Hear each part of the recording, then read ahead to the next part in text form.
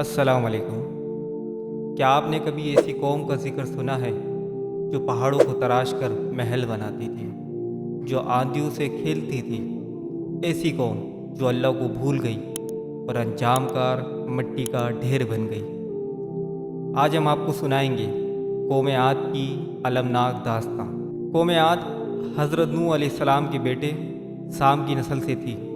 یہ لوگ ایک شہر میں رہتے تھے جسے ارمزاد علامات کہا جاتا تھا، ایک عظیم الشان ستونوں والے شہر جیسا آج تک دنیا نے کبھی نہ دیکھا۔ قرآن کریم میں اللہ تعالیٰ نے ارشاد فرمایا، کیا آپ نے نہیں دیکھا کہ آپ کے رب نے قوم عاد کے ساتھ کیا کیا؟ ارم والے جن کے ستون بے نظیر تھے، جو ملک میں سرکشی کرتے تھے اور فساد مچاتے تھے۔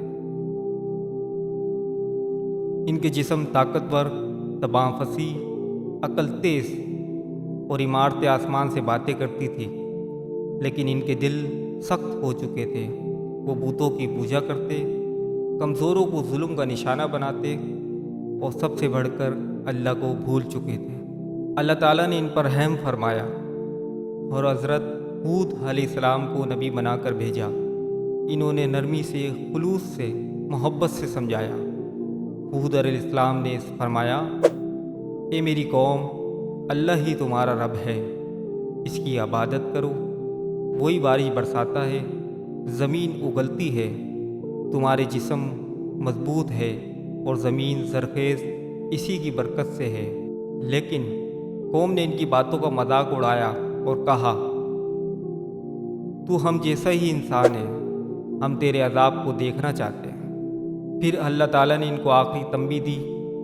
بارش رک گئی، زمین بنجر ہونے لگی، قحط پھیل گیا، لیکن وہ پھر بھی نہ سدھرے۔ ایک دن دور سے ایک سیاہ بادل آتا نظر آیا۔ قوم خوش ہو گئی، دیکھو بادل آ رہے ہیں، اب بارش ہوگی۔ انہیں کیا خبر تھی، یہ بادل رحمت نہیں، عذاب لے کر آ رہا ہے۔ قرآن کریم میں اللہ تعالیٰ فرماتے ہیں، جب انہوں نے بادل کو اپنی وادیوں کی طرف آتا دیکھا تو کہنے لگے، یہ تو ہمیں بارش دینے والا بادل ہے۔ نہیں، بلکہ یہ وہی عذاب ہے جس کی تم جلدی مچا رہے تھے۔ پھر آندھی چلی، ایسی آندھی جس نے ہر شے کو الٹ پلٹ دیا۔ درخت جڑ سے اکھڑ گئے، محل زمیں بوس ہو گئے اور طاقتور جسم زمین پر بکھرے ہوئے کھجور کے تنوں کی مانند پڑے رہ گئے۔ قرآن میں اللہ تعالیٰ ایک اور جگہ فرماتے ہیں، اللہ نے ان پر ایک زوردار آندھی چھوڑی جو انہیں ایسے اکھاڑ رہی تھی گویا وہ کھجور کے کھوکھلے تنے ہو۔ 7 راتیں 8 دن بغیر رکے آندھی چلتی رہی۔ جب آندھی تھمی تو زمین ویران تھی، نہ کوئی آواز، نہ کوئی زندگی، صرف ایک نشان باقی رہ گیا، اللہ کی قدرت، ناانصافی، ظلم اور اللہ کی نافرمانی۔ آج بھی ہمارے پاس موقع ہے کہ ہم سبق لیں، توبہ کریں اور اللہ کی طرف پلٹ آئیں، ورنہ تاریخ خود کو دہرا سکتی ہے۔